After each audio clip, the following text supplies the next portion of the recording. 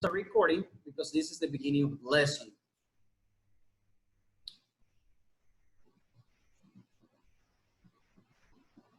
Okay, I don't know if it says that it's recording, guys. Can you guys please help me with this? Yes, it is recording. Yeah, great. Thank you. Thank you very much. Zoom is just, you know, it's for me. It's I got familiar with the big blue button already, so I need to be familiar with this. Great. So for today's topic, if you just joined this lesson, you might want to ask your classmates about the instructions and some announcement that I already did. And we're going to start with the topic for today's lesson. So today's lesson is the Scarlet Letter. This is a book that it was not written at the moment of the Puritan, but it's all about the Puritans. Okay. For today's lesson, we are going to, you just click next. So it's easy for you to go, and you can see in here how it right? How it moves forward. We're going to have an overview. We're going to have a context. We're going to talk about characters, plot summary, extra, and we're going to explain the homework later, right? We're not going to read the book as it's a, you know, like in here, we don't have time for reading the whole book. If we have a year, probably we can select some of them. But in this case, the Scarlet Letter, we cannot. So I'm going to try to give you all the insights, all the information that is necessary for you to understand this topic. And for general culture, it's important that you guys understand and get the notion of what this book is about. Because it's important in the American culture, and we're gonna, actually it's a study in high school. It's very study in high school, and it has a lot of references. We're gonna start with this. An overview of this basically is the author for this book is Nathaniel Hawthorne. And we're going to learn a little bit more about Nathaniel Hawthorne. One more time, this guy is not during the Puritan period. It was published in 1850, and the type of book that we have in here is novel. Remember that during the Puritan time, we don't have this kind of genre. The novel, it is not included in this genre. And the genre is basically romance. So this is like the Romeo and Juliet of the Puritan time, or the based on the Puritans. Because it's one more time, it was not written during the Puritan, it was written later, it was published in 1850. So those are some insights. If you want to go deep into some of the important details about this, you can go to this part of the presentation. You're going to have the outline of the presentations in here, of the slides. But at the same time, I wanted to add some more details for this. I don't know if I can have a volunteer to help me read this. Can I have a volunteer, guys, to help me read the perspective in narrator?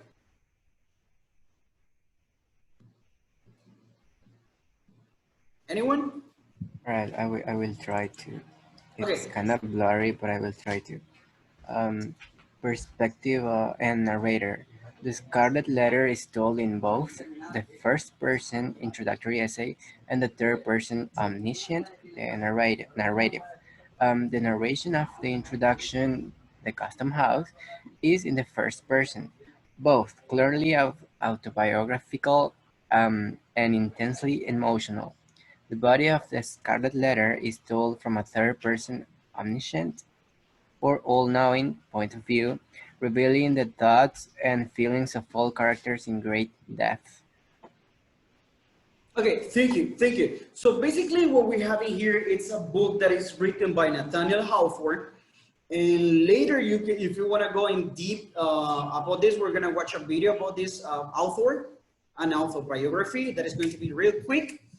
But the Scarlet Letter is a socially important book that was very controversial at the time of being published. It's controversial because of the way that it was written, because of the genre that is studied, and because of the themes that are studied during the book or in the book. in here, we need to pay attention to two sections. The first person, you know, this is very common to talk about in lenguaje y literatura, right? In Spanish. La primera persona omnisciente, la segunda persona. So it happens in English as well. So you have the first person, and it happens in literature. The first chapter is basically an introduction of the author, and in the author is basically writing from his own point of view. The way that you identify a first person narrative, it's including the subject or the subject, the pronoun I. For example, I was riding a bicycle. I was, I don't know, buying some books. And then you develop the whole story based on the pronoun I, because it's the first person. It's the un testigo. Basically, you know the story, you were part of the story, and then you can testify every detail of the story. That is about the first person. And it's an introductory essay, the first chapter that you have over there. And then he switches into a second person and even a third person at some point in the book. So it's quite interesting to have the three perspectives. The first person, second person, talking about the you, and talking about the he or she. That will be the third person perspective when you write something or when you talk about literature. All right, can I have another volunteer to help me out with the tense of the book?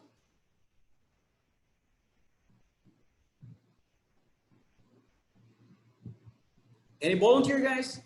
Please don't leave me alone. Me. Great, thank you, Veronica. The Scarlet Letter is told primarily in the past tense. Great, so the Scarlet Letter is told primarily in the past tense, all right? So you have something that it was published, and we're going to see the story. We're going to watch a video later, but basically you have the story, Nathaniel Hawthorne writing about the past. Remember that he was not during the Puritan time, so he's telling the story in the perspective of the Puritans, and specifically about Hester. That is one of the characters, that is the main character, basically, of the story. So the Scarlet Letter is told primarily in the past tense. All right, it says, it shouldn't, okay, guys. So it says my meeting will stop in 10 minutes. So we're gonna try to fix it. Okay, debería de entonces, chicos. When there's 1 minute remain, you should like restart the meeting again. Restart the meeting again. Yes. Okay, y tengo que iniciar otra vez la grabación. No sé por qué, pero en teoría Sí. El equipo de tecnología ya había habilitado ilimitado. So, me confío en eso. Anyways, espero que no, si no, yo les mando el link nuevamente para que podamos hacer todo el proceso. Y no se vayan a ir diciendo ya terminó la clase. La clase no ha terminado. There's Scarlet Letter. So about the title. I don't know, guys, if you have heard about the Scarlet Letter before. Déjenme saber en los comentarios. Ya que no pueden activar el micrófono, pero en los comentarios, please let me know. Have you ever heard about the Scarlet Letter before? Have you? Okay, let's see. No, first time. No.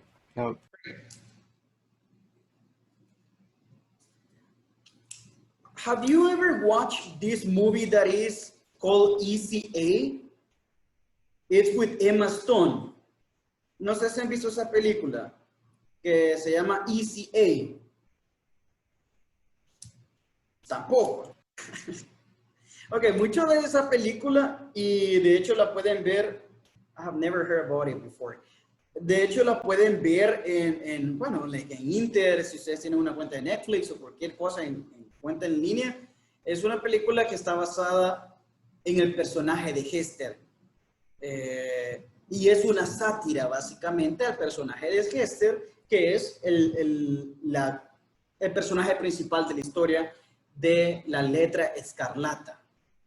All right, the Scarlet Letter, that will be the translation for this thing. Okay, guys, I just want to make sure, quiero asegurarme de que la grabación cuando termine se guarda y luego yo le subiría esta parte y luego las otras partes o se las uniría, ¿verdad? ECA, se les voy a escribir aquí por si lo quieren ver y me dicen si lo pueden. ECA. That is the name of the movie.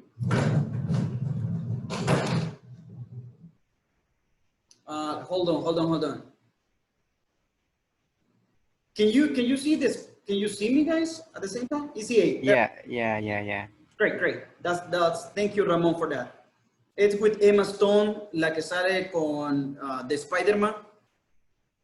La Gwen, o algo así. Great, yes. So it's no sé, it's una sátira de esta historia. ¿Qué pasa con el título de ECA? O con el título de la letra A. Sus marcadores me están dejando en vergüenza. Anyway, so we're going to pay attention to this letter, and this letter is going to be really important. Because during the Puritan time, according to the book, according to the Scarlet Letter, during the Puritan time, Hester, we're going to see the characters here. I don't know, guys, if you can see the characters. This diagram,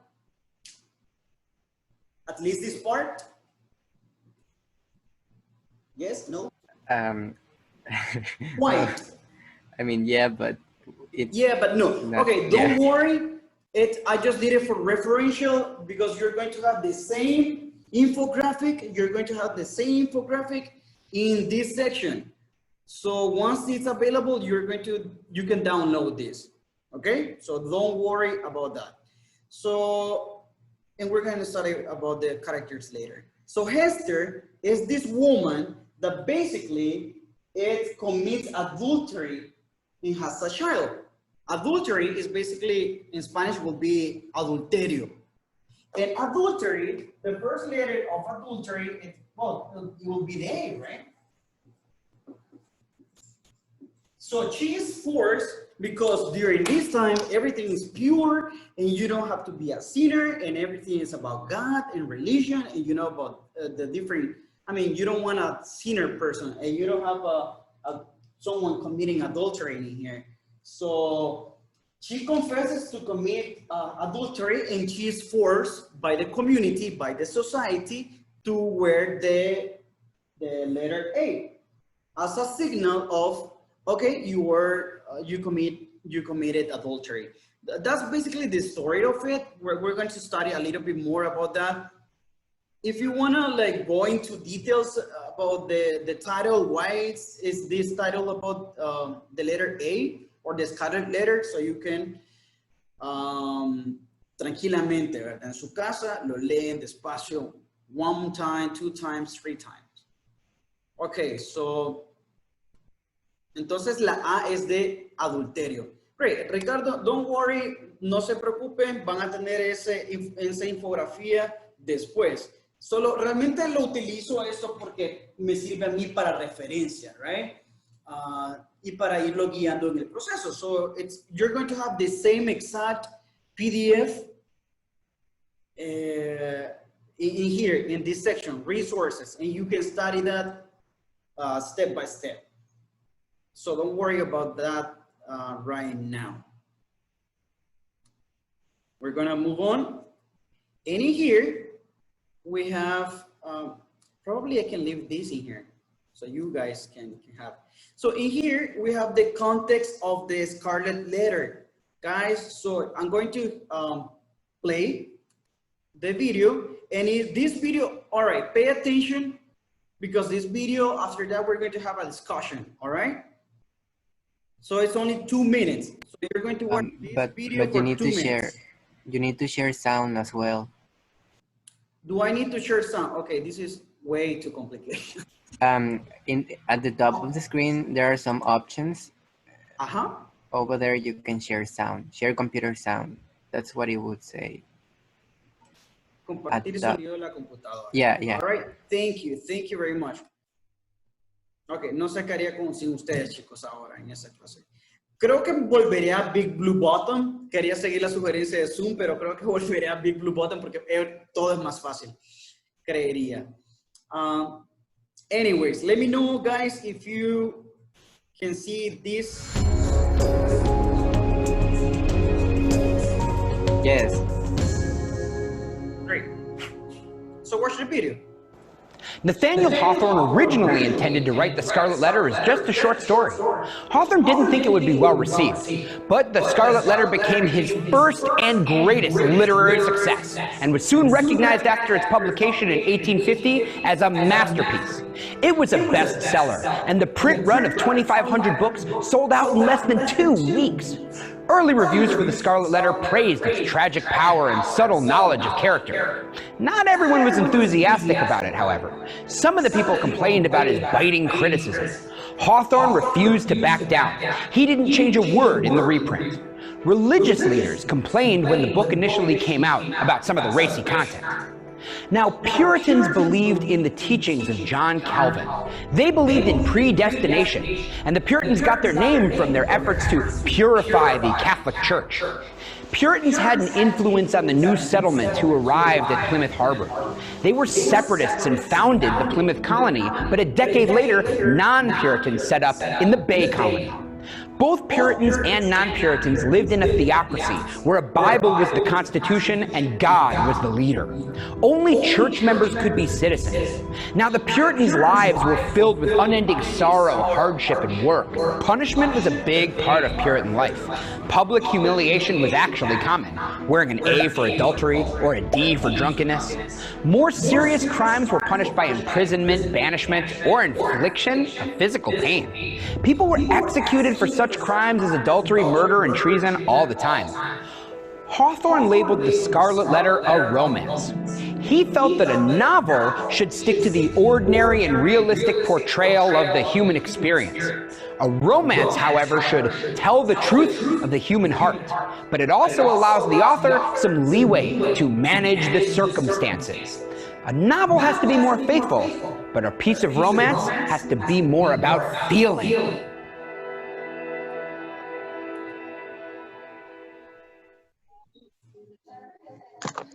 All right, so should I stop recording?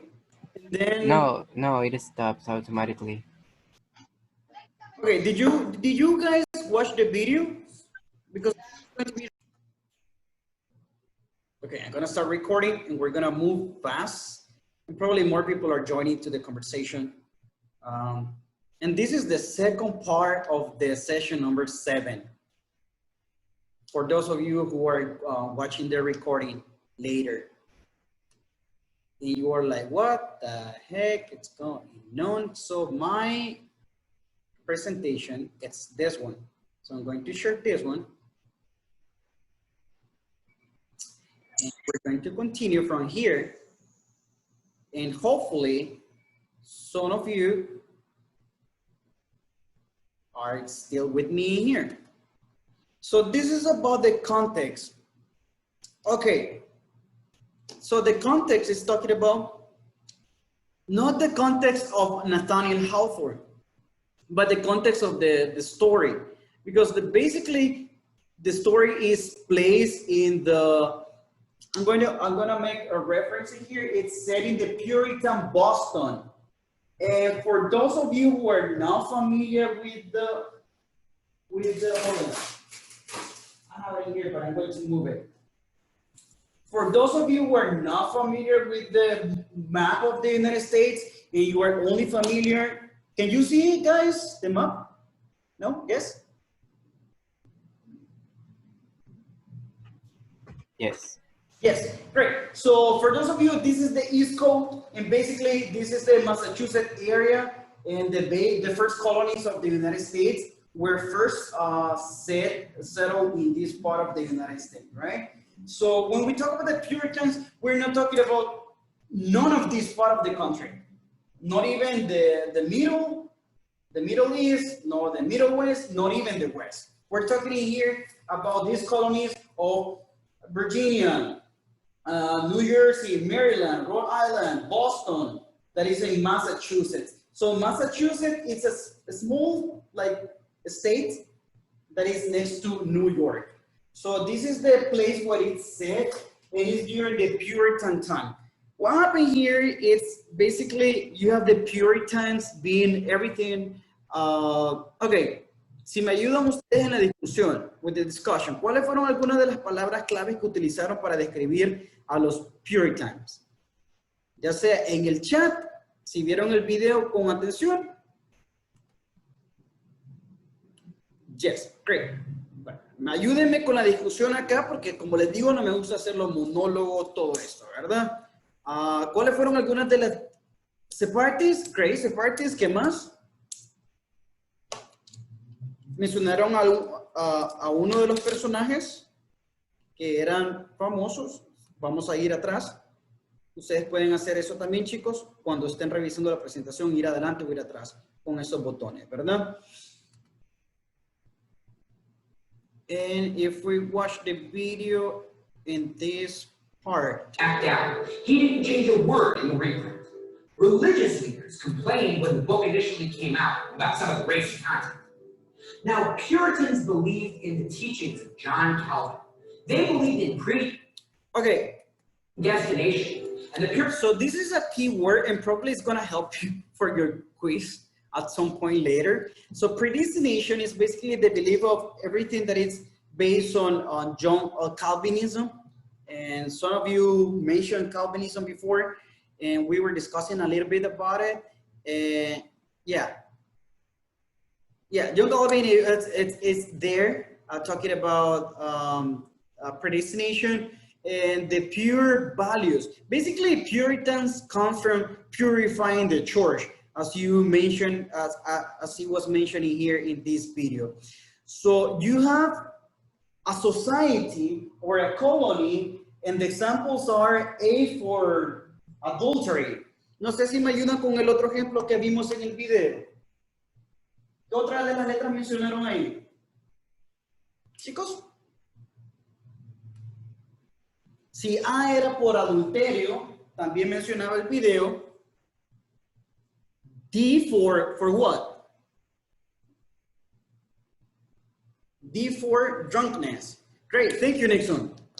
And so on. And you can go in a society where everybody, not only women or not only men, were portrayed in a way that if you commit a sin, you're a sinner, and everybody has to know that you're a sinner. Basically, everybody is pointing fingers to you. And at the end, you can see the hypocrisy of this society that is basically blaming others. And they're saying, okay, we're somos cristianos, right? We practice the Christian values. En el contexto puritano. No estoy extendiendo a ninguna otra cosa. No me lo vayan a malinterpretar y reclamar después. Okay, in contexto cristiano, so they're saying, okay, we practice values because we are pure, because we are Puritans, but we point fingers to the other person, because siempre es mucho más fácil ver los errores en las otras personas y no los errores propios. Entonces, esta era la sociedad pura de los puritanos. Y esto es el periodo temprano del colonialismo. Este es de los últimos temas que vamos a ver con Native Americans y luego nos vamos a mover la próxima sesión con el periodo del colonialismo.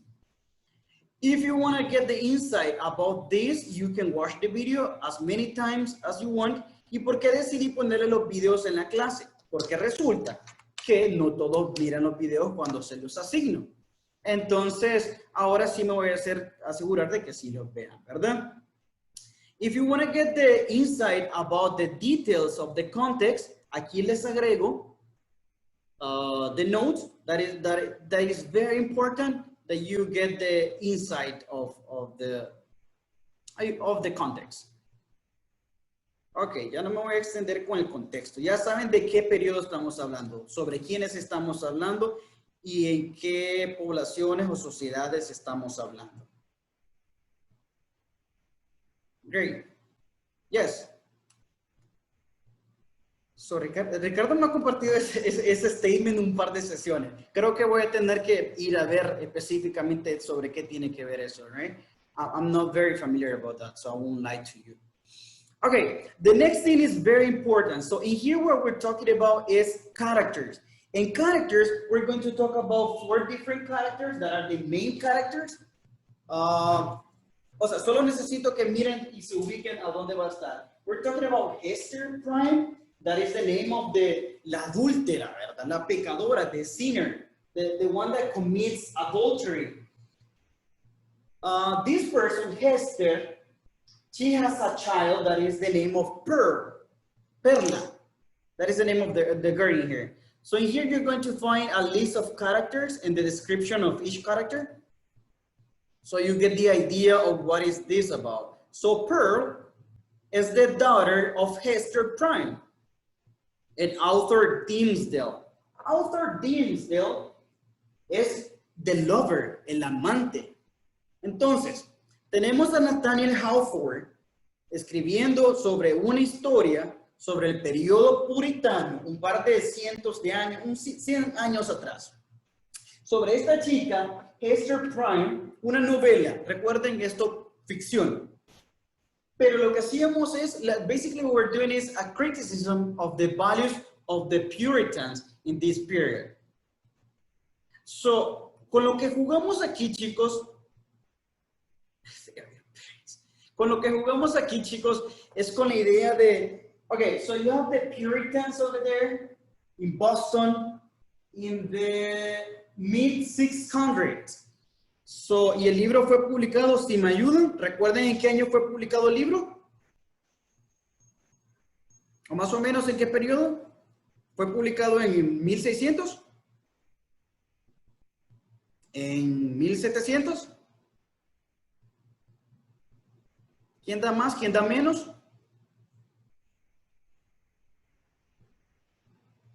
Correcto, así como dicen ustedes, en los 1800, ¿verdad? So basically, estos sucesos tenemos la historia 200 años atrás. Sí, ya lo sabía. Gracias, Melissa. Ya lo sabía. So, y por eso el tense, si se recuerdan, Verónica creo que me estaba ayudando a leer que el tiempo en el que fue escrito, el tense for this book is in the past. The only chapter that is in the present is the first chapter, que lo vamos a ver más adelante, porque el primer chapter is the introduction of Nathaniel Hawthorne, contando de su vida y lo que vivió y por qué empezó a escribir sobre esta historia. ¿Okay? Y luego es del segundo capítulo en adelante, it's merely about the story of Hester. Hester siendo una Puritan, teniendo un affair con esta persona, Arthur Dimmesdale, que por cierto, era un preacher, era un reverendo que tuvo un romance con una persona que estaba casada. No sé, esto parece Rubí, pero parece novela de Televisa, pero estaba escrita en 1800. So basically what he's doing, Nathaniel Hawthorne, is telling the story of this woman and is making a critique of the Puritan values. Okay, so you have someone that is married, that has an affair with Arthur Dimmesdale. You don't need to see the specific details. You're going to have this later. So you're going to have la infografía. Esta la van a tener ustedes para que la estudien y se la aprendan. So Hester, son 4 principales main characters in here. Hester, de hecho, está casada. Entonces, por eso es adúltera. Pero si no, the only difference is that I don't think the actress is not getting bored. No estamos hablando de brujas acá. Bueno, de hecho, las brujas, como vieron, no fueron quemadas. Eso fue mucho antes. Pero en los Estados Unidos, las brujas eran, cuando veíamos los juicios de Salem, lo que hacían eran colgarlas. No las quemaban. Y tampoco las quemaban aquí. O sea, las quemaban con la crítica, ¿verdad? Imagínate que de hecho esta va a ser parte de tu tarea más adelante. Imagine yourself, o sea, si vamos al concepto del valor puritano, todos somos pecadores. Like we're all sinners, right? Imagine everybody pointing at you every moment y tienes que cargar una letra A que te identifica por tu pecado, en donde vayas, todos los ojos, all eyes on you. I'm not a sinner. Okay. Okay, you're not a sinner, that's fine. Pero tenemos como esos pecados culposos, like God's pleasure. Y entonces lo que hacemos es la relación que vemos entre la interacción. El plot o el tema principal es el pecado y la interacción entre la culpa. Humbleness. Age for humbleness. Great, that's a good example, Freddy. So we're getting the essence in here.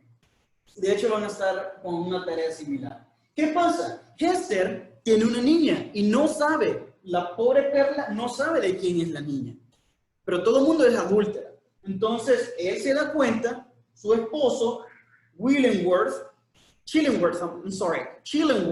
se da cuenta que Hester, she was a bad woman, she was having an affair, mientras él estaba en la guerra, mientras él había sido capturado por nativos americanos, ella estaba teniendo un affair. Pero otra vez, yo no soy quien para criticar a Hester, ¿ok? Tampoco el reverendo. ¿Qué pasa? En esta historia, so the preacher, Mr. Dimmesdale continúa su vida. Pobre, o sea, imagínense lo injusto y la injusticia que Nathaniel Hawthorne representa a través de los Puritans. El pastor o el predicador, él no tuvo que utilizar también la A de adúltero al principio. Más adelante vamos a ver un plot twist ahí, ¿verdad? Solo la mujer. Y todo el mundo señalaba a la mujer. ¿Ok? Las chicas aquí que me ayuden, ¿ha cambiado algo? ¿O los chicos también sienten que hay algo de esto, de esta historia en la actualidad? Do you think like... Yeah, a lot. All right. Yeah, usually in our societies, and usually in this, I don't want to, no me quiero poner controversial aquí, so but usually, y esto es por estadística, en las sociedades que son mayoritariamente cristianas, de cualquier línea cristiana, que seguís muchas tradiciones, what happened is basically, siempre señalás a la mujer. La mala is the woman. The sinner is the woman. The person that commits, si se te genera violencia contra la mujer, es culpa de la mujer. You know? Y esto estaba reflejado también en el 1800 de Nathaniel Hawthorne sobre la reflexión que hacía del 1600. Y estamos en los 2020 y todavía vivimos en sociedades that, yes, Freddy is saying nowadays everything stays in each person's inner conscience. Great, yeah, true. But usually what happens, con el tema que hablaba, is usually the women are the ones to blame unfairly. Cuando la culpa es compartida, right? No estoy diciendo que es correcto o no es incorrecto lo que ellos hicieron. Entonces tenemos a la pobre, todo el mundo ahora está en este caos. Este es básicamente tu novela de Televisa, por la cual tu mamá se quedaría, o tu abuela se quedaría viéndolo, tu tía se quedaría viendo la historia. ¿Qué pasa? Tenés la relación de adulterio, un esposo, no sabes de quién es la hija, el esposo no sabe quién es el amante, y ella es básicamente Hester, que es la única que se le condena. ¿Right? Entonces todos luchan por su culpa. Y aquí está el concepto de guilty. Para hacer referencia lo voy a poner aquí, guilty. Aparte del tema del pecado, de sin, we're talking about guilt in here. ¿Cómo Hester se siente culpable y también es señalada como culpable? Como él le remuerde la conciencia y la culpa. So he's basically, every day, he knows that he is the one that is the lover of Hester. And he's a preacher. Y todos los domingos o los martes o no sé cuándo hacían sus sermones, Él era alabado por sus sermones. Y daban los sermones, adivinen de qué. ¿Alguna idea sobre qué eran los temas de los sermones? Fidelity. No. I'm sorry? About fidelity? About fidelity or about adultery? Great, la hipocresía, ahí. Pero ¿qué pasa? ¿Por qué hablaba de adulterio? Porque él conocía el pecado por sí mismo. Entonces, Nathaniel Hawthorne básicamente lo que hace es cómo disfrazas tus culpas y cómo la culpa básicamente te puede llegar al punto de enloquecer, que es algo que vemos más adelante. Okay, we're going to watch another video, guys. Please pay attention. If you could turn off your speaker, because it sounds like echo. Tengo que quitar el speaker. Quizás desconecto la tele. Great. So, and what I can do is, ya estoy compartir sonido de la computadora. Great. Yes. There we go. With subtitles, so it's easier.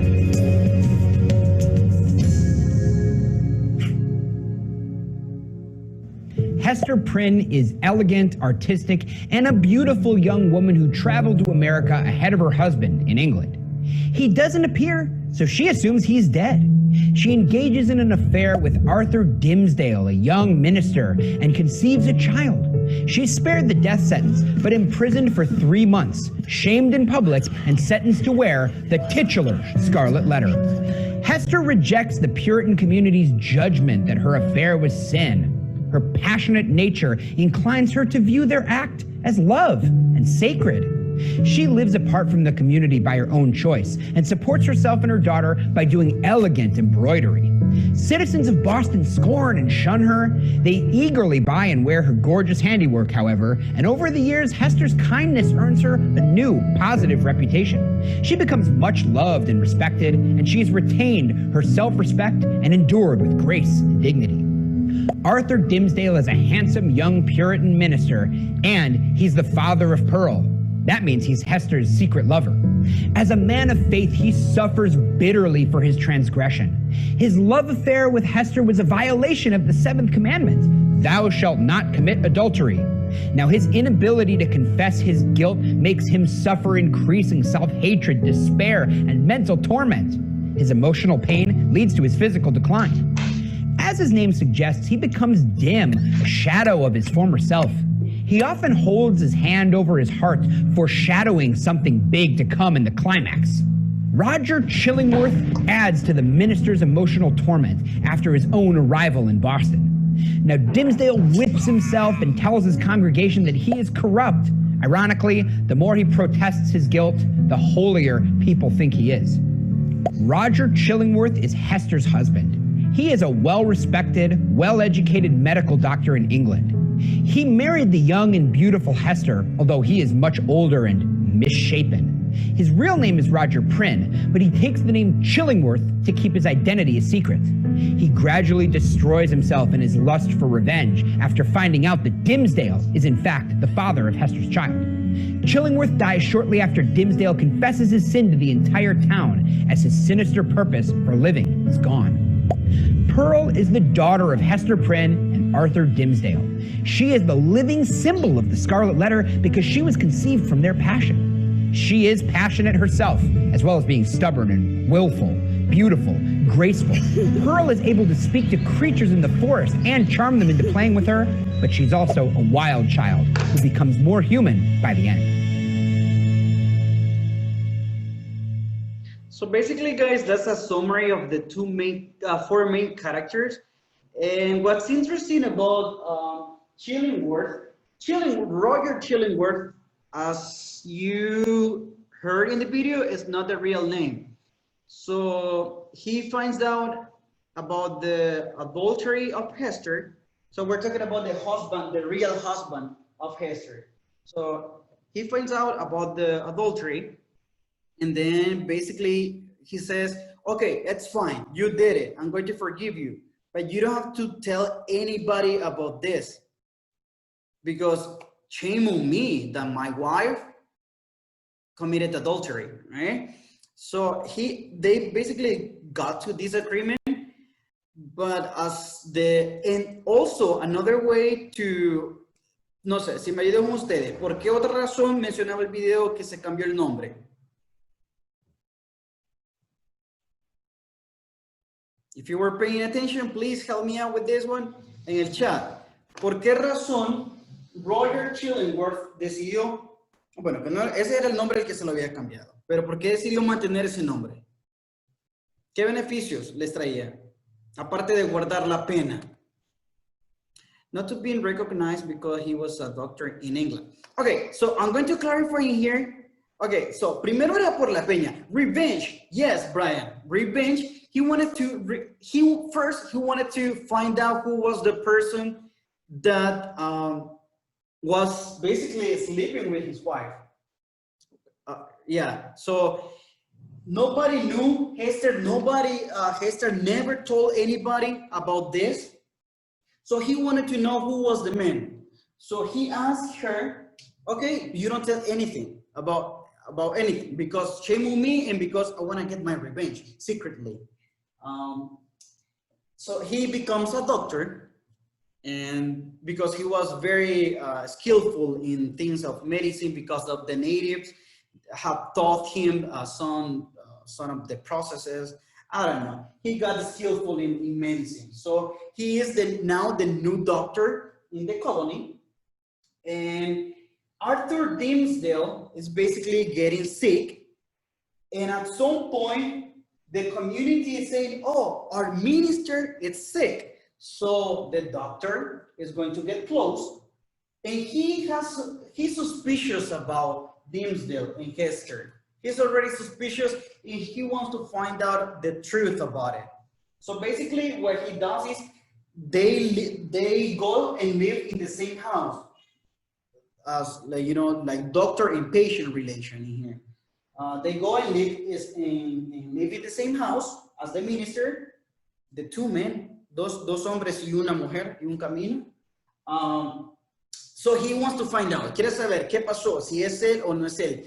So he started playing the emotion of Dimmesdale. Que recuerden, sí está mortificado. Sí está mortificado por el cometer el pecado, que de hecho se autoflagela. So he is basically punishing himself. Y por más, lo curioso que decía era básicamente, él aceptaba en su discurso, sí, soy pecador. Sí, cometí pecado. Pero sus seguidores lo veían como una forma de dice, oh sí, acepta que es pecador, entonces es humilde, entonces, y lo alababan. Entonces él se sentía peor porque a pesar que estaba diciendo la verdad y aceptando sus pecados y que él se arrepentía de eso, todo el mundo alababa el hecho de que él aceptara que somos pecadores, en el concepto de que todos somos pecadores, aunque alguien ahí me dijo, Ricardo creo que dijo, I'm not a sinner. Probably not. I'm not saying yes or no. So eso es lo que pasa, chicos. Y empieza esta interacción y básicamente mucho del plot es acerca de eso en esta historia. No sé si me están siguiendo con la historia, si están enterándose del chambre. No soy muy bueno para contar como novelas o cosas así, ¿verdad? Pero básicamente esta novela es eso. Si tienen alguna pregunta, you can feel free to ask at some point, at any point. We're going to move. Algo muy importante. I didn't want to do that. that was great. I don't know for what reason. Esta se suponía que era algo de que íbamos a discutir, pero ya lo discutimos. Which are the four main characters? One more time. Hester Prynne, Arthur Dimmesdale, Roger Chillingworth, and Pearl, que es la pequeña niña, ¿verdad? Que es básicamente la víctima de todo esto. Okay, we're going to continue with the next one. And it's going to talk about the first chapter. Bueno, pongamos atención a este primer capítulo, chicos, que es básicamente el que se habla en primera persona. Do I have to share one more time the...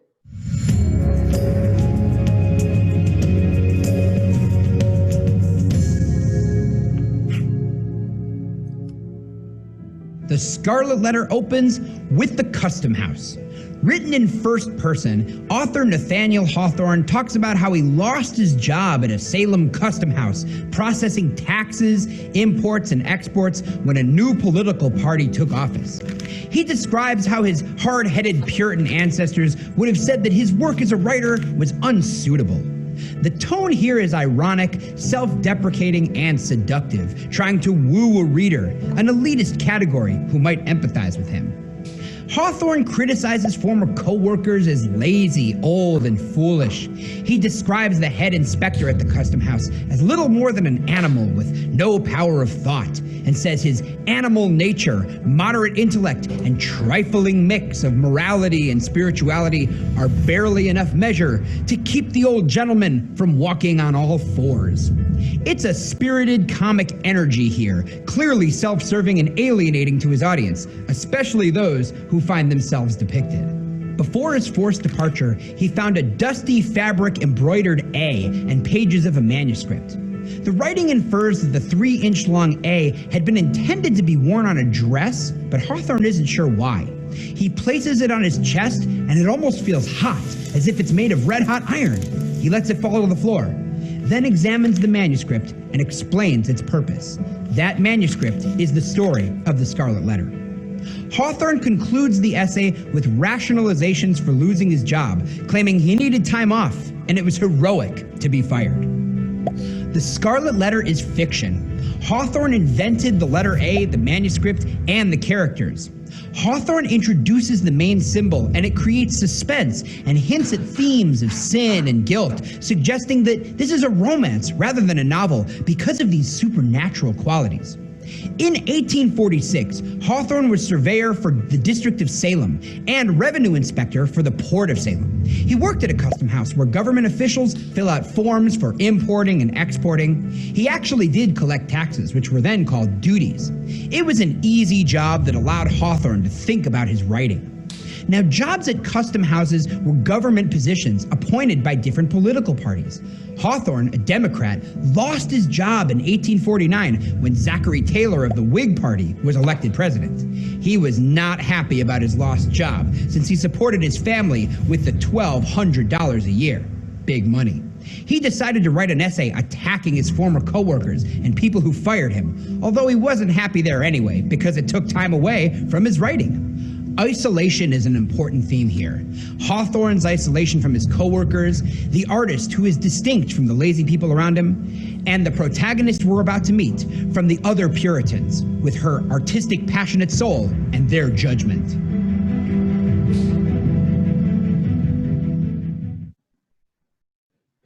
Okay, guys, so you're gonna help me out with these two things that are different. And if you remember in the soapstone analysis, lo traemos a colación otra vez. Una parte era el tone y otra era el theme, that are totally different things, right? Una cosa es el tono y otra cosa es la temática, the theme. ¿Cuáles son de algunos de los tones que mencionaban en el video, chicos? Si me ayudan.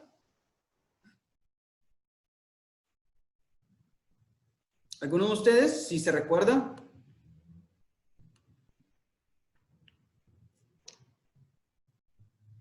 Anybody? Ok, si no lo, o sea, lo pueden ver a través de su chat. Ok, uno de los ejemplos era seductive. Era uno de los ejemplos de tono. ¿Y las temáticas, se recuerdan? Que fue lo último que vimos. The themes of the story.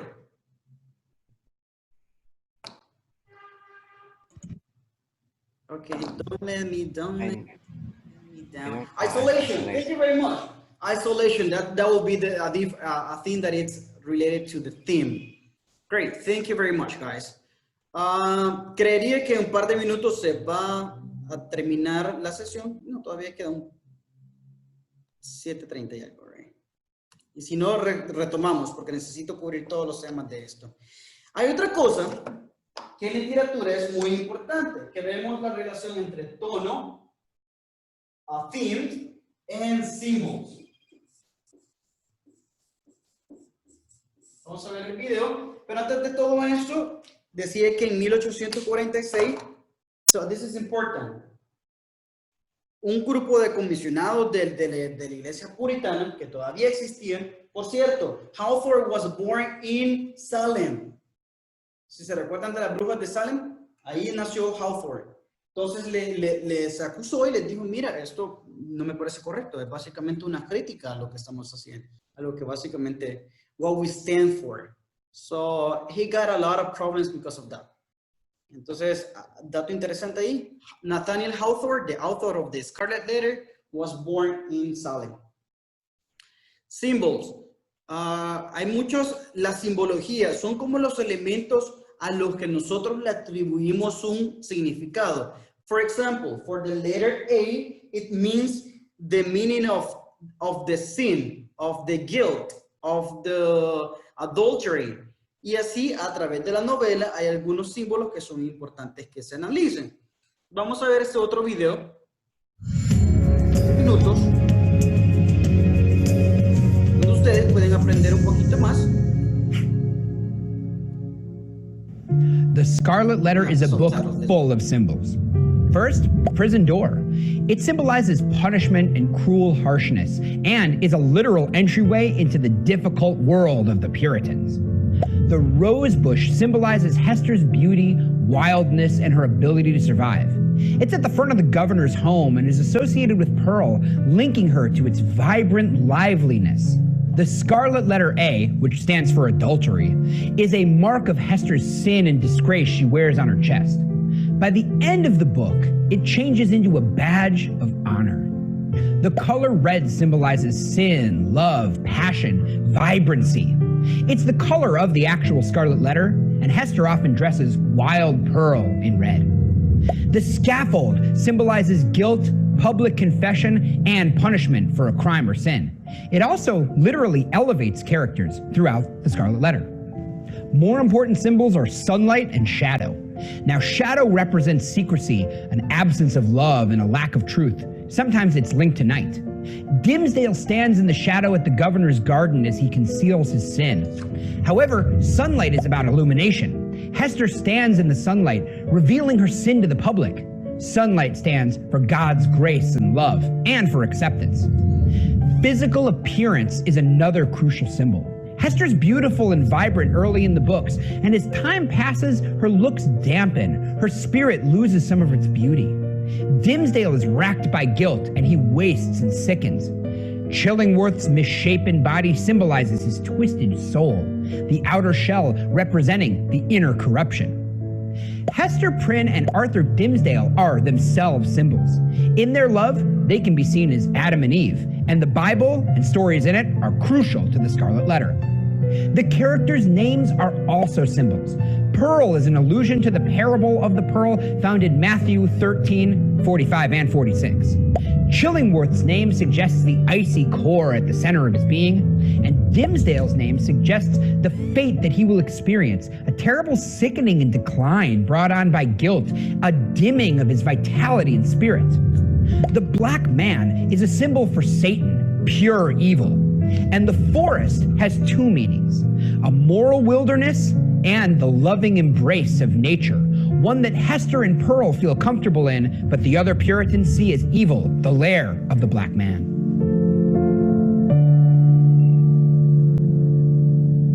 All right, guys, are you guys still with me? Just let me know.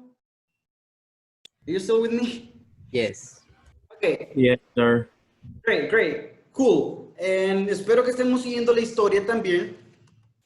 ¿Qué pasa? Había uno de los personajes que todavía no habíamos evaluado, que era básicamente the evil man. Basically, the evil man is the same person as Roger Chillingworth. Roger Chillingworth is considered to be the evil man because he's the outsider. He's the one that doesn't belong to the colony. So he's the outsider.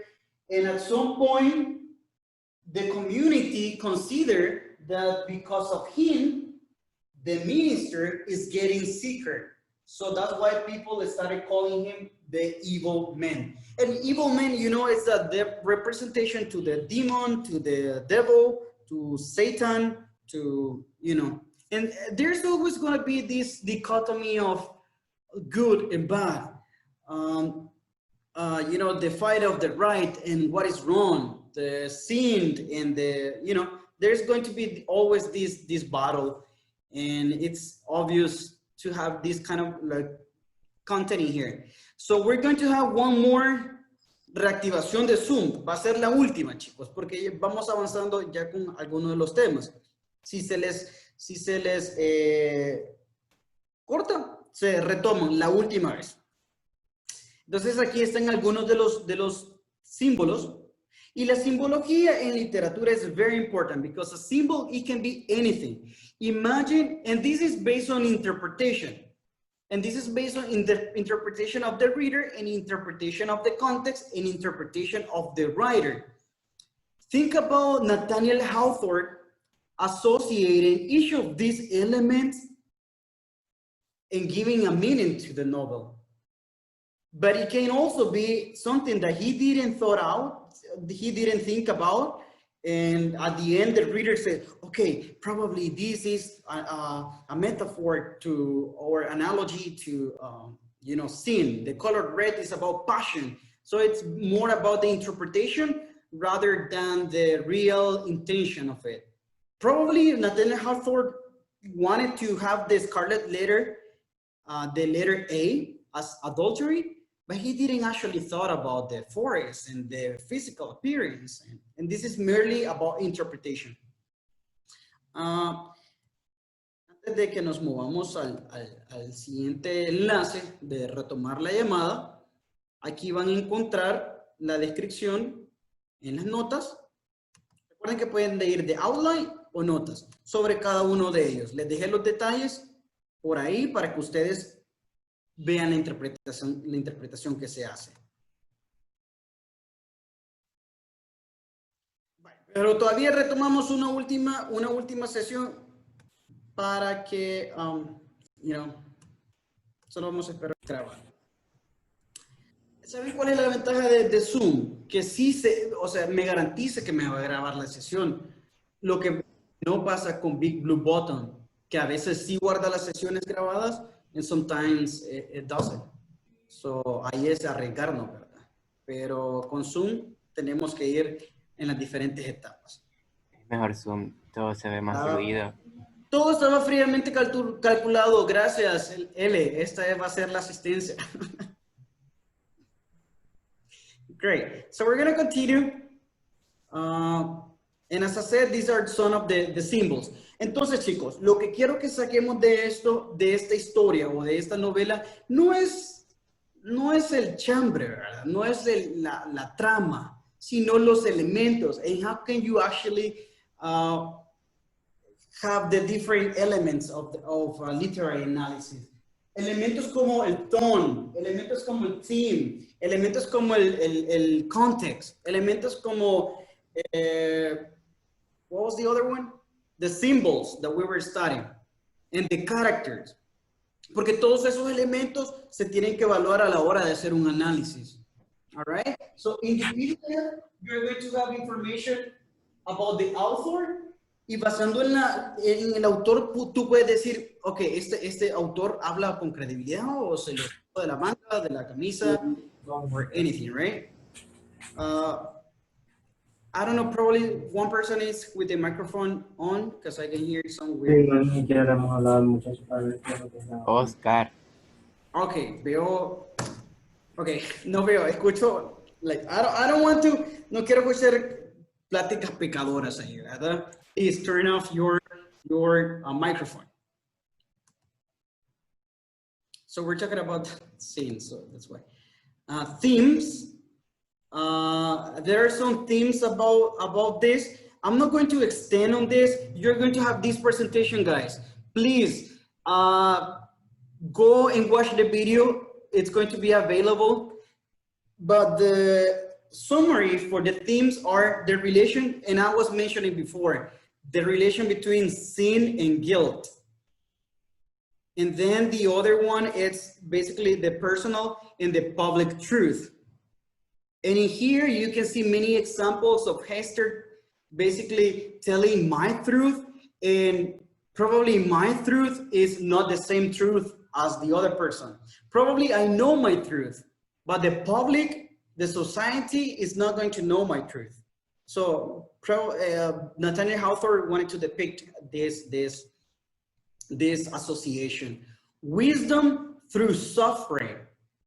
Ok, como vimos en el video del personaje de Hester, primero el elemento del adulterio, del letter A, de Scarlet Letter, era un elemento de vergüenza. It was because of shame. But through the time, it became like an element of being, okay, feeling proud, feeling empowered. And basically, like Kelly Clarkson says, what doesn't kill you makes you stronger. And, o sea, si te apoderas de eso, o sea, si tú tomas el propio control de las cosas con las que las otras personas te atacan, entonces ya no es gracioso y ya dejan de hacerlo, right? And we can make this analysis even now, guys. Everybody's talking about bullying, and imagine a whole community bullying you because something that you did, something that you made a mistake, probably si saliste a un baile salió mal, si hiciste una receta en TikTok y se te quemó, y todo el mundo te critica. Y ahora tan fácil que es la crítica en redes sociales because everybody wants to have an opinion about everybody. And you feel like you have the right to have an opinion about somebody else's life. So this is the criticism and the themes that Nathaniel Hawthorne was explaining in the Scarlet Letter. Okay, para que lo analicen ahí, esos temas. Just because it's on the internet, it doesn't give you the right to have an opinion about a person. Because you don't know the context, and you don't know the situation, you don't know the background. And at this point, nobody knew about the person, nobody knew about the context, the situation. Pero eso es para otra situación, ¿verdad? La naturaleza del mal. In the previous one, you're going to have the different notes in here, guys. Se los incluí para que ustedes lo pudieran ver y lo pudieran estudiar. Esta sí es importante, que es la autobiografía. Vamos a conocer más acerca del autor, chicos. So we're going to know a little bit more about Nathaniel Hawthorne. ¿Quién es ese tipo que hemos hablado toda la tarde? Excuse me.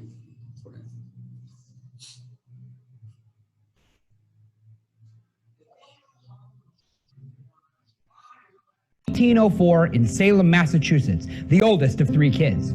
His parents were Elizabeth Manning Hawthorne and Nathaniel Hawthorne, a sea captain who Nathaniel Hawthorne Jr. hardly ever got to know. Intrigued by a genealogy that included Puritan settlers, he learned that John Hawthorne, a judge at the Salem witch trials, was one of his forebears, and he added a W to his surname to avoid association with that infamy. After college, Hawthorne published anonymous stories in literary journals all over America. He collected and published them under his name as Twice Told Tales in 1837. His writing career launched after that, and he proposed to Sophia Peabody, and the two were married in 1842. He worked at a Boston custom house and raised not only his 2 children, but helped support his mother and sisters. In 1846, Hawthorne published another collection of short stories. He took a job at the custom house in Salem, where he wrote the Scarlet Letter after losing that job and in mourning of the death of his mother. He was greatly influenced by the transcendentalist movement. Hawthorne's optimism was tempered by economic and political realities. Now, Hawthorne had a deep interest in the history of New England and the mysteries of the human soul. He got the label of a dark romantic for many readers, along with Herman Melville and Edgar Allan Poe. He was a keen observer of human nature and very accepting of human flaws. The publication of the Scarlet Letter made Hawthorne famous, but it never earned him much money in his lifetime. Hawthorne died in 1864, and many of America's most celebrated writers gathered to praise him. In his life, Hawthorne published many works, including The House of the Seven Gables, The Snow Image and Other Twice Told Tales, Blithedale Romance, and The Marble Faun. He was a prolific writer, informed by his natural critical thinking, his interest in history, and his politically engaged government jobs. Okay, guys, so you're gonna have the autobiography and some important information in here in this part.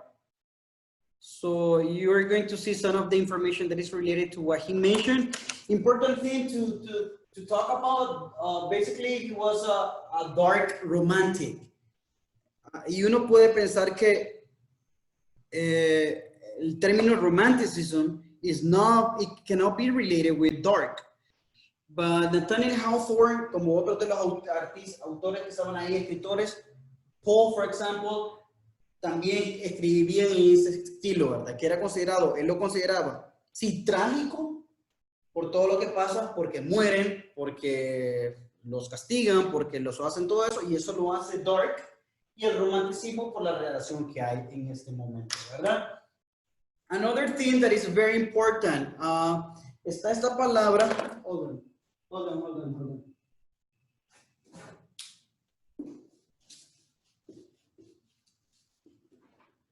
Por si no lo miran en el ignominy. Yo creo que nos conviene seguir utilizando el color rojo en la clase. Ignominy. ¿Alguna idea de qué significa esto, chicos? Anybody? Ignominy is basically used, nos dice en la infografía, ustedes lo van a ver, lo utiliza Hawthorne 16 veces para referirse al dishonor, infamy, disgrace, or shame. O si quieren extender su vocabulario, guys, you can, ignominy will be a very fancy word to say, oh, ignominy, oh, social ignominy, social shame, right? Or social disgrace, social infamy, or social dishonor. Another thing is about Nathaniel Hawthorne is that the Scarlet Letter is basically his most famous novel. However, as he mentioned, he never got rich. No es que, ahora se lee, pero el tipo nunca lo logró disfrutar. When and where was Nathaniel Hawthorne? Recuerden, su nombre originalmente no se escribía con una W, pero para evitar asociación con uno de los jueces que mandaba a matar a las brujas, so he wanted to avoid the last name because it was infamous. So he added the letter W para evitar asociaciones. He was born July 4th, the independence of the United States. So when you think about the independence of the United States, think about Nathaniel Hawthorne, okay? Y ahora van a tener dos cosas que celebrar. O el natalicio de Nathaniel Hawthorne. Also, he was born in Salem, Massachusetts, en tiempos de Puritans, ya quizás saliendo, pero con mucha influencia. Y en Salem ya vemos la clase anterior lo que pasó, ¿verdad? Ok, 10 cosas que ustedes no sabían, no me voy a detener en esto, pero es muy interesante. Aquí está la descripción, so you're going to find the description over there. And I also shared this with you. No sé, que me ayuden. Para los quiero escuchar, chicos, en el micrófono. 10 participantes. Esta vez sí lo vamos a lograr. 10 participantes sí es posible. Great. The first one. Number one. Okay. Number one, right? Yes. The Puritans really dismayed people with letters for adultery. All right. So this is not, even though, thank you, Miriam. I think it's you, right? Yes. So. No, Maria. I'm sorry. Pero todo su grupo tiene como nombre, como voces bien similares. Y como no les gusta participar, gracias por participar. No les conozco las voces. Pero ¿qué pasa? A pesar que la novela es ficción, o sea, estos son hechos que sí pasaban durante el periodo. 200 años atrás, la gente sí utilizaba letras para drunkenness, como lo mencionaba, or A for adultery. Okay, second person, the next volunteer.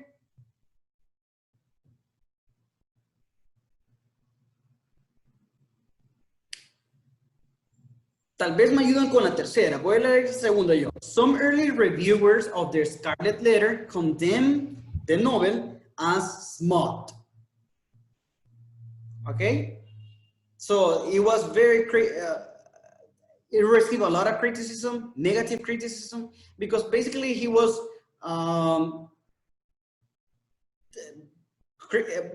making a criticism of the Puritan values. And that's why it was criticized a lot. The third volunteer.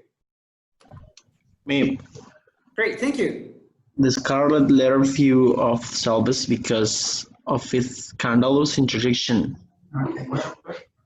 Great, Natalia, the Scarlet Letter flew off the shelves because of its scandalous introduction. Okay, because it was very scandalous, it was a criticism, and even nowadays, even nowadays, bueno, vamos a ver en el número 6 eso, pero otro voluntario, thank you very much. Para el número 4. Okay. Great.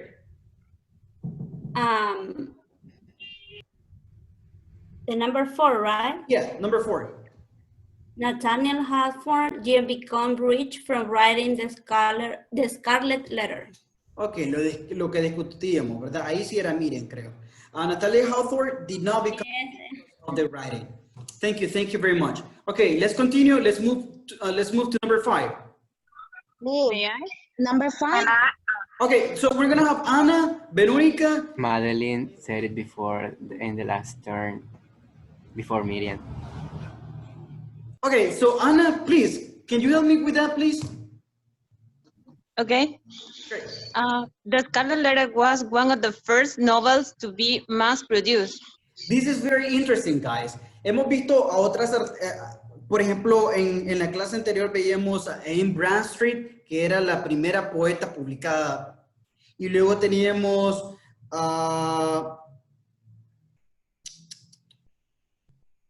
ok, se me fue, pero era otra de las escritoras que era básicamente la que más era vendida en ese tiempo. Y ahora tenemos a Nathaniel Hawthorne con la Scarlet Letter, que era una producción masiva, de las primeras obras que se produjo a nivel masivo.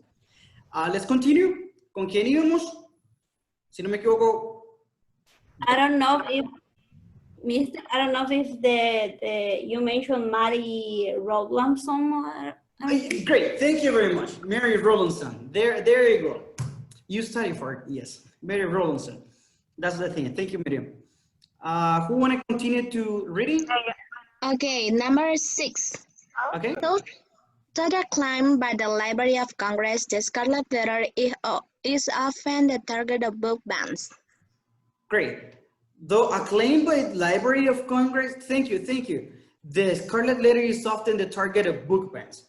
¿Qué pasa, chicos? Esto pasa en los Estados Unidos. En los Estados Unidos, las lecturas que se hacen por año, ¿verdad? Entonces, usualmente los estudiantes en sus años, they will read 2 or 3 books en su clase de literatura en el año. Pero hay ciertos libros que están prohibidos para su lectura. ¿Ok? Entonces, el Scarlet Letter, porque a veces puede ser muy controversial, que usualmente se lee en high school, el Scarlet Letter es un libro que en high school cualquier estudiante lo leería, si no se lo prohíben, ¿verdad? Dependiendo del estado y dependiendo de las leyes. Ok, next one. Fanny, creo que Fanny tenía abierto el micrófono.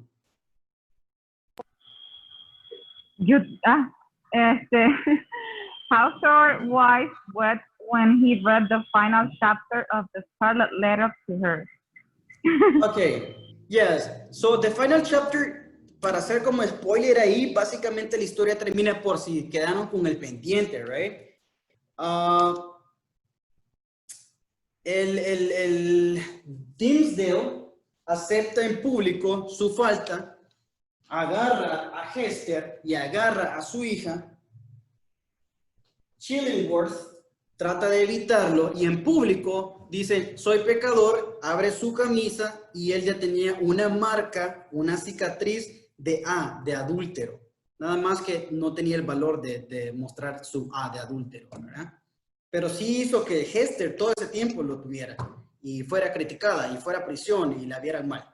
El tipo, básicamente, le recuerdan que le dije que estaba enfermo, muere y le pide a su hija Pearl que le dé un beso y Hester también le da un beso y le dice que si se verán en el paraíso y él le dice de que no, porque tienen que purgar sus penas. So that's just a story over there. Y luego también Chillingworth muere al poco tiempo. Hester se va a Europa, se casa con un hombre rico y luego decide que después de un tiempo regresar a su mismo lugar, a Boston, y otra vez, como que si fuera su empoderamiento, utiliza la letra A, the Scarlet Letter. End of the story. Okay, the Scarlet Letter was considered too scandalous for film, hasta que en el 2010, teen comedy movie Easy A was inspired by the Scarlet Letter. Okay, es la primera película de Emma Stone, es un poquito fuerte, pero es como una comedia, es una sátira, por si la quieren ver, ¿verdad? No la vean en compañía de niños, se lo recomiendo, no lo vean en compañía de niños, o si no lo vean en la sala. No sale nada malo, pero you know, it talks a little bit about that. Por si ustedes tienen esos problemas, right? Okay, homework time. Perfecto, le voy a explicarle su tarea. Su tarea para esta semana, y que va a tener deadline hasta el lunes, es diseñar su Scarlet Letter. You're going to design your own Scarlet Letter. So we have a background here. Hester Prime's punishment for adultery is to wear a scarlet letter, sewn onto her clothing for the rest of her life. Although this was a punishment, she put great effort into embroidering her letter and making it beautiful. For this assignment, you will design your own letter that will be a light-hearted parody of Hester. Instead, pay attention to this. Instead of being labeled for a sin or a vice, we're not going to describe a sin or a vice, ¿verdad? Porque hay algunos que ya descubrimos que no son pecadores. Por eso yo pensé en que sería una mejor idea if you create a letter that represents something for which you have a weakness, por lo que tienen una debilidad. Something that you absolutely cannot resist. For example, you might choose a dessert, a video game, or a favorite sport, or anything, right? That is your weakness. Entonces, su única tarea es hacer un diseño a su creatividad. Van a estar publicados todos van a poder ver sus diseños, cada quien lo hace como quiera.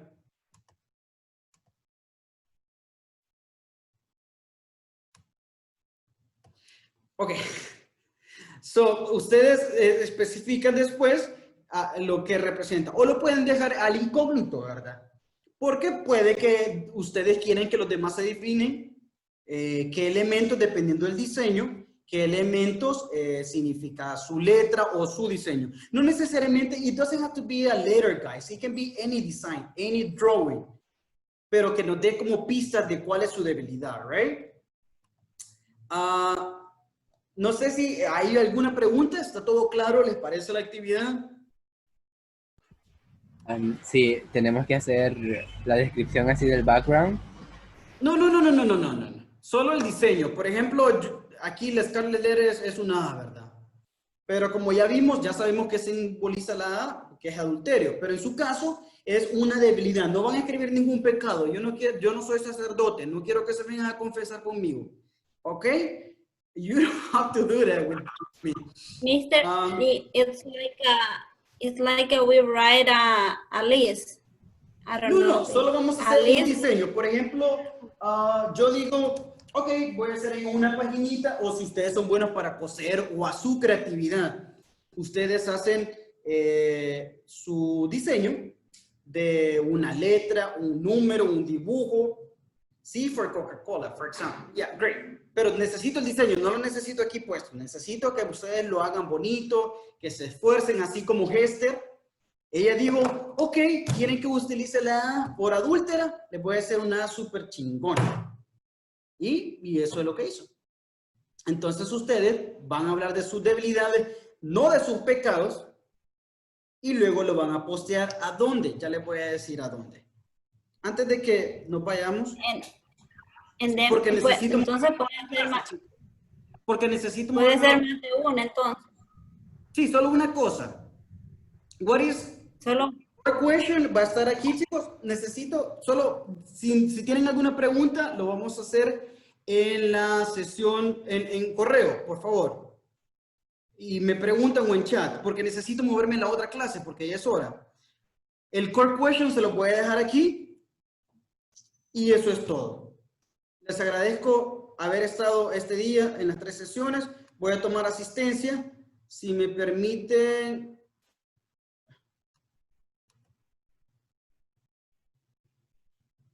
Wait, hold on. Where is the attendance? Guardar el chat.